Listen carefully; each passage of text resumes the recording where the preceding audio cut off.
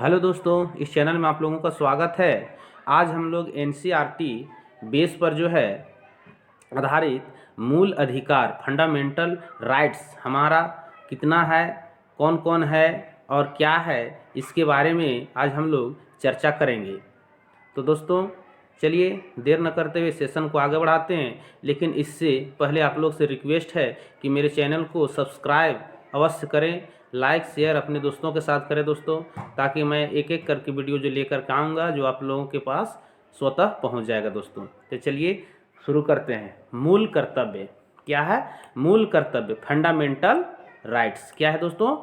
Fundamental rights एक एक करके हम लोग देखते चलेंगे। जो सबसे ज़्यादा परीक्षा में आने की संभावना रहेगा उसको हम थोड़ा सा ज़्यादा उसको हाईलाइट करेंगे, उसको थोड़ा सा ज़्यादा चर्चा करेंगे। तो चलिए दोस्तों देखते हैं।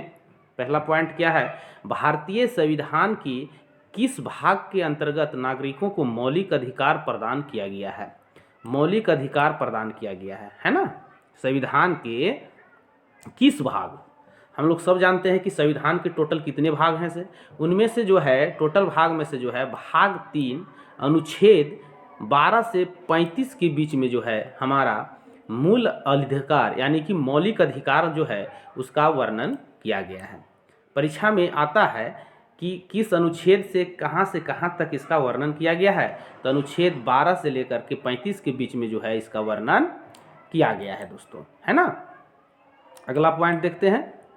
संविधान द्वारा मौलिक अधिकारों को लागू करने की शक्ति किसे प्रदान की गई है? देखिए, है ना, ये जानने योग्य बातें हैं कि संविधान में जो है मौलिक अधिकार को लागू करने की शक्ति किनके पास है? वो है सर्वोच्च न्यायालय एवं उच्च न्यायालयों के बीच है। किनके बीच है? सर्वोच्च न्यायालय, क्योंकि हमारे देश का जो है सबसे उच्च न्यायालय होता है वो है सर्वोच्च न्यायालय, है ना। इसको हम लोग उच्चतम न्यायालय भी बोलते हैं, सुप्रीम कोर्ट जो है ना। तो इस तरह से जो है हम उसको मतलब जो है सो कि क्या है, शक्तियों की को प्रदान करने की क्या दिया गया है? शक्ति दिया गया है प्रदान करने की, है ना दोस्तों। चलिए आगे देखते हैं। आगे है भारतीय संविधान का अनुच्छेद 13 संवैधानिक प्रावधानों को संसद तथा राज्य विधानमंडलों द्वारा बनाए गए नियमों कानूनों पर प्राथमिकता प्रदान करता है ना, प्राथमिकता प्रदान करता है। तो इसको भी हमको क्या करना है, जानना है दोस्तों। आगे देखते हैं। भारतीय संविधान के अनुच्छेद 13 का मुख्य उद्देश्य किसके संदर्भ में संविधान की सर्वोच्चता सुनिश्चित करना है ना। अनुच्छेद 13 का मुख्य उद्देश्य क्या है? तो मौलिक अधिकारों का से है ना। क्या से है? मौलिक अधिकारों से है दोस्तों। आगे पॉइंट है, भारतीय संविधान में समता के अधिकार का विस्तार किन अनुच्छेदों में है? देखिए ये इंपॉर्टेंट है दोस्तों, इनको जान लेना जरूरी है। मौलिक अधिकार से जो है ये बहुत है इंपॉर्टेंट है। ये अनुच्छेद 14 से 18 के बीच में जो है समता के अधिकार का वर्णन किया गया है दोस्तों। आगे देखते हैं। आगे जो है यहाँ पर देखिए, भारतीय संविधान का कौन सा अनुच्छेद विधि के समक्ष के अधिकार का जो है अधिकार से संबंधित है ना। विधि का अथी से किसका ये है दोस्तों? अनुच्छेद कितना से लिया गया है इसको अनुच्छेद जो है 14 में इसका जिक्र किया गया है। कितना में किया गया है? 14 में इसका जिक्र जो है अनुच्छेद 14 में किया गया है। देखते हैं थोड़ा सा यहाँ। जन्म, लिंग, मूलवंश, जाति, धर्म आदि के आधार पर विभेद का प्रतिषेध अनुच्छेद 15 एक मूल अधिकार है जिसे समानता के अधिकार के अधीन वर्गीकृत किया जाता है दोस्तों। तो ये हमारे लिए बहुत ही क्या हो जाता है, जरूरी हो जाता है इसको याद करने के लिए। अगला पॉइंट है, भारतीय संविधान की प्रस्तावना में प्रयुक्त समाजवाद शब्द का किस अनुच्छेद के साथ समग्रता में रखकर सर्वोच्च न्यायालय द्वारा समान कार्य के लिए समान वेतन, देखिए ये देखिए, समान कार्य के लिए समान वेतन का मौलिक अधिकार प्रदान किया गया है। ये अनुच्छेद क्या है? अनुच्छेद कितना है? ये अनुच्छेद 14 न क्या है, ये 16 है ना दोस्तों। तो ये सब जो है ये हमारा जो है एनसीईआरटी बेस पर जो है इसको हमको ध्यान से आगे देखते हुए चलना है। अगला पॉइंट देखते हैं, भारतीय संविधान के अनुच्छेदों में से कौन सा एक लोक नियोजन के विषय में भारत के सभी नागरिकों को अवसर की समानता की गारंटी प्रदान करता है। देखिए ये कितना महत्वपूर्ण है, अनुच्छेद 16(1) है और अनुच्छेद कितना 16(2) है दोस्तों, है ना, कितना है, अनुच्छेद 2 है। आगे कहता है, फिर यहाँ कहता है अन्य पिछड़ा वर्ग ओबीसी जातियों की वर्गीकरण हेतु किसकी अध्यक्षता में आयोग का गठन किया गया था। तो ये क्या है, जस्टिन रोहिणी, क्या है दोस्तों, जस्टिन रोहिणी है ना। तो ये हमारा था कि क्या किस अनुच्छेद में इसका वर्णन किया गया है। अब हम लोग देखते हैं संवैधानिक उपबंध। संवैधानिक उपबंध में थोड़ा सा हम लोग इसको चर्चा कर लेते हैं, क्योंकि ये एनसीईआरटी बेस पर जो है दोस्तों, इसलिए इसको जानना बहुत जरूरी है, क्योंकि वहाँ से प्रश्न क्या होता है, पूछ लिया जाता है। देखिए कहता क्या है, केवल भारतीय नागरिकों को प्राप्त मूल अधिकार। देखिए ये ऐसा अधिकार है कि इसमें केवल भारतीयों की ही प्राप्त है, और एक साइड दिया हुआ है भारतीयों एवं विदेशी नागरिकों को प्राप्त अधिकार, कि भारतीय नागरिकों के साथ साथ जो है विदेशी नागरिकों का जो है भी कौन कौन सा अधिकार मिला हुआ है, सो यहाँ दिया हुआ है। तो चलिए देखते हैं, पहला क्या कहता है, धर्म, मूलवंश, जाति, लिंग या जन्म स्थान के आधार पर विभेद का प्रतिषेध करता है। कितना, अनुच्छेद 15 करता है ना। और फिर इधर कहता है क्या, विधि के समक्ष समता और विधियों का समान संरक्षण, अनुच्छेद कितना कहता है, आपका 14 कहता है दोस्तों। 15 क्या कहता है कि मूलवंश, जाति, लिंग ये सब है, जन्म स्थान के आधार पर जो विभेद का प्रतिशोध करता है, और वही 14 में ये है। अगला देखते हैं, लोक नियोजन के विषय में अवसर की समता, अनुच्छेद कितना है, लोक नियोजन, नौकरी वगैरह के में 16 है। अपराधों के लिए दोष सिद्ध के संबंध में संरक्षण कितना में है, ये अनुच्छेद 20 में है दोस्तों। देखिए तीसरा क्या है, वाक एवं अभिव्यक्ति शांतिपूर्वक एवं सशस्त्र हित मतलब रहित सम्मेलन करने, संघ एवं सरकारी समिति बनाने, भारत के राज्य क्षेत्र में है ना अवधारणाचरण एवं बसने तथा व्यापार करने की स्वतंत्रता करता है। कौन, अनुच्छेद 19। ये देखिए बहुत इंपॉर्टेंट है दोस्तों, अनुच्छेद जो है आपका 19 बहुत ही इंपॉर्टेंट है। जीवन का अधिकार, अनुच्छेद कितना में है, 21 में है। जीवन का, शिक्षा का अधिकार 21A में। ये प्रश्न बहुत बार पूछा जाता है दोस्तों, इसलिए जो है इसको याद हमको कर लेना है दोस्तों, है ना। आगे देखते हैं, कुछ दशाओं में गिरफ्तारी एवं निरोध से संरक्षण क्या करता है, अनुच्छेद कितना करता है, ये 22 करता है, अनुच्छेद 22। शोषण के विरुद्ध अधिकार, अनुच्छेद कितना है, 23 और 24 है, शोषण के विरुद्ध अधिकार, है ना। और देखिए यहाँ धर्म एवं संस्कृति की स्वतंत्रता का अधिकार कितना में है, 25 और 26, 27 और 28 में है दोस्तों। कितना में है, ये 28 तक में है। उसके बाद में अल्पसंख्यक वर्गों के हितों का संरक्षण कितना में करता है, अनुच्छेद 29 में करता है।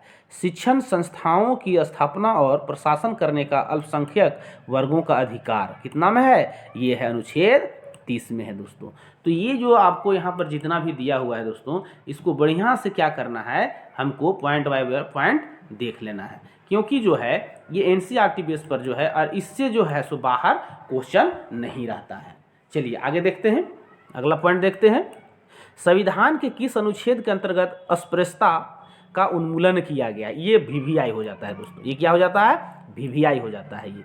तो अनुच्छेद कितना में है, ये 17 में है। कितना में दोस्तों, 17 में है। कभी कभी तो इसका वर्ष पूछ लिया जाता है, देखिए दिया हुआ है, संविधान में अस्पृश्यता परिभाषित नहीं है।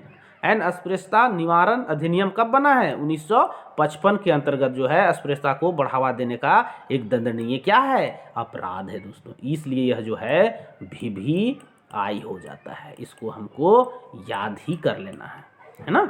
अगला पॉइंट देखते हैं, अनुच्छेद 18 का संबंध किससे है, तो उपाधियों के अंत से है। पहले क्या था कि उपाधियों दिया जाता था, वो सबको क्या कर दिया गया, इस अनुच्छेद में जो है इसका जिक्र किया गया है, और उपाधियों का अंत का इसमें आपका व्यवस्था किया गया है दोस्तों। भारतीय संविधान के किस अनुच्छेद में वाक एवं अभिव्यक्ति की स्वतंत्रता, बोलने की स्वतंत्रता है ना, अभिव्यक्ति आप बोल सकते हैं, है ना। किसमें ये है, इसका जिक्र किया गया है, ये भी आपका वीवीआई हो जाता है दोस्तों। ये भी क्या हो जाता है आपका, वीवीआई हो जाता है। ये आपका जो अनुच्छेद कितना में है, 19 में है ना। अगला पॉइंट देखते हैं, अगला पॉइंट जो देखते हैं,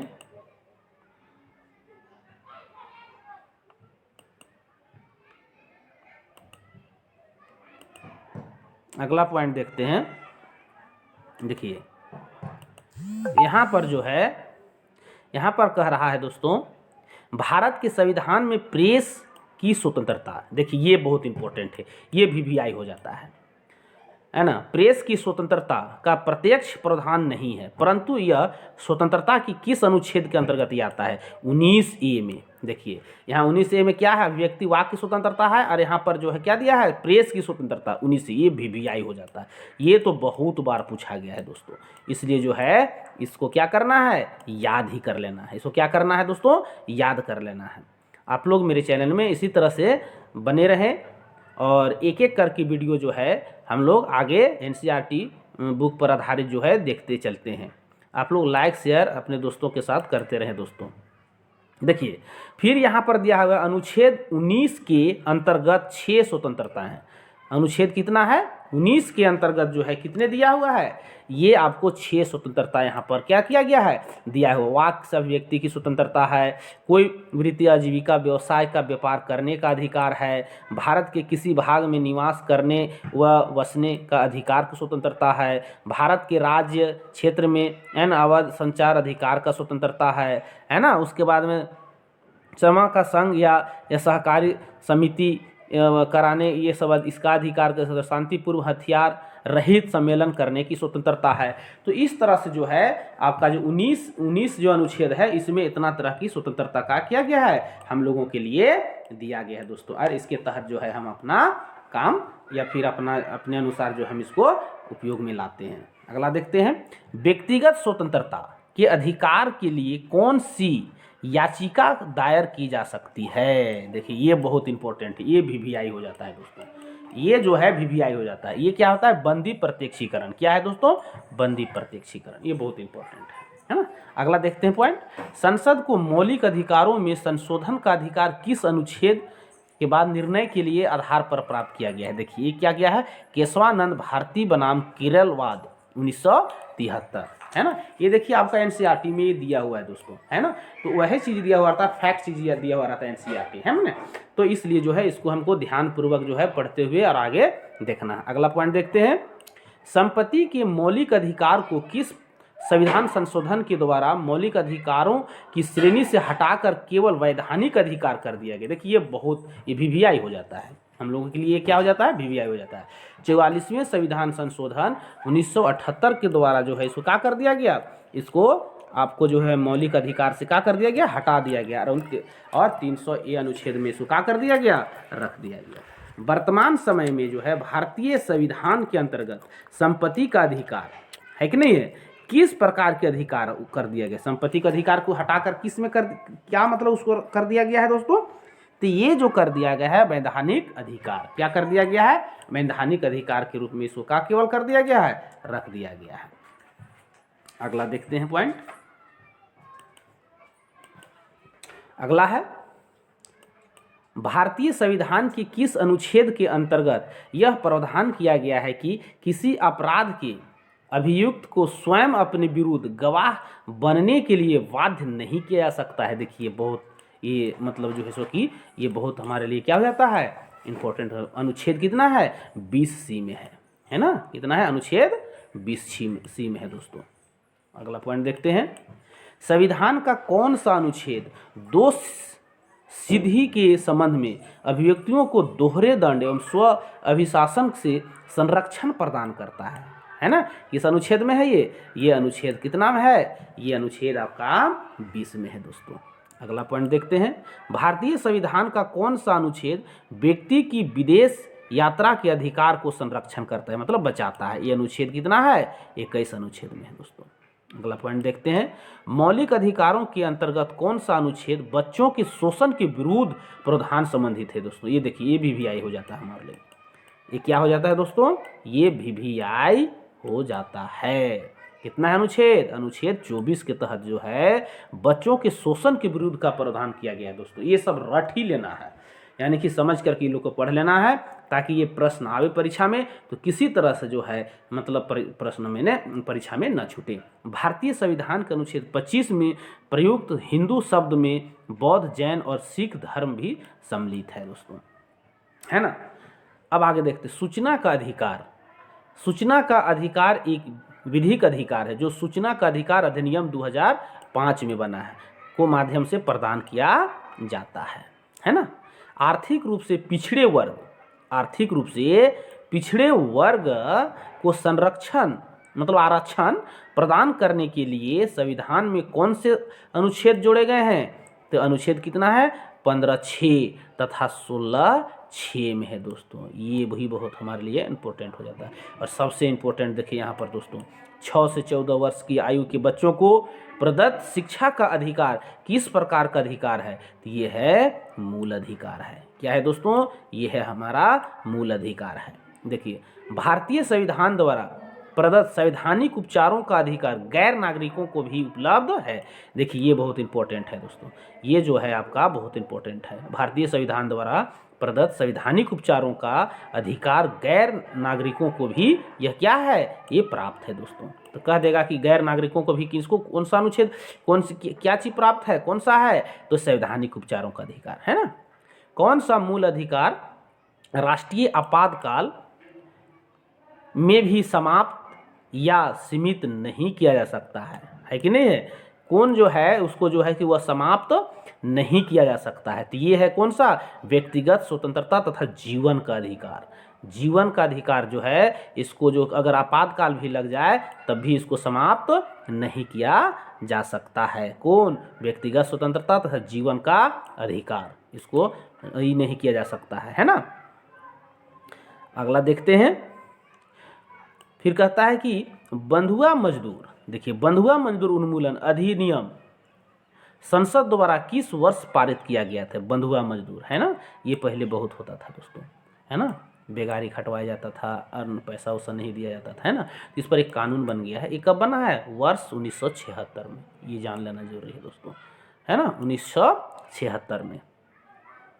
फिर अगला पॉइंट देखते हैं जो हमारे लिए बहुत ही इम्पोर्टेंट है दोस्तों। देखिए, ये जो है ये भारतीय संविधान के अनुच्छेद 32 के अंतर्गत कौन से अधिकार परिवर्तित किए जा सकते हैं? वो कौन सा है? मौलिक अधिकार है, परिवर्तित किए जा सकते हैं दोस्तों। अनुच्छेद 32 के अंतर्गत मौलिक अधिकारों का संरक्षण कौन करता है? न्यायपालिका करता है। कौन करता है दोस्तों? न्यायपालिका। भारतीय संविधान का अनुच्छेद 30 एक अल्पसंख्यकों को अपनी रुचि के शिक्षण संस्थानों को स्थापित एवं संचालित करने के अधिकार को संरक्षण प्रदान करती है ना।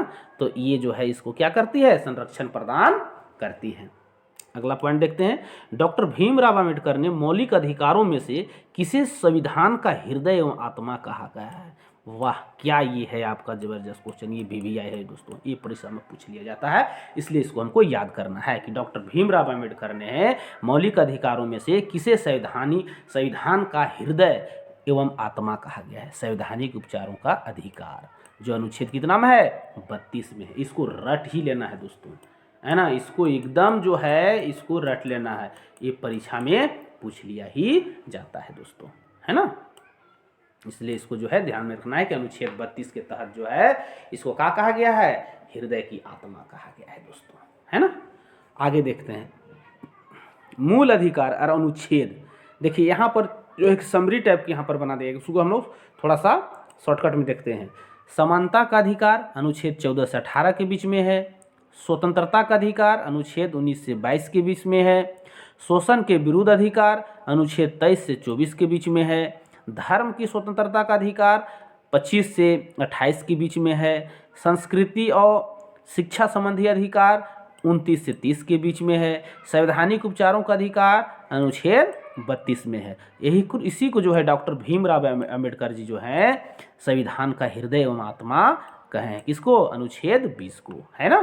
तो इस तरह से जो था मेरा आज का सेशन है ना, मूल अधिकार हमारे कितने मूल अधिकार हैं, किस भाग में है, कहाँ से कहाँ तक जिक्र किया गया है ना, ये सारा चीज़ जो है इसमें हम लोगों ने आज देखा इस NCERT बुक पर आधारित दोस्तों।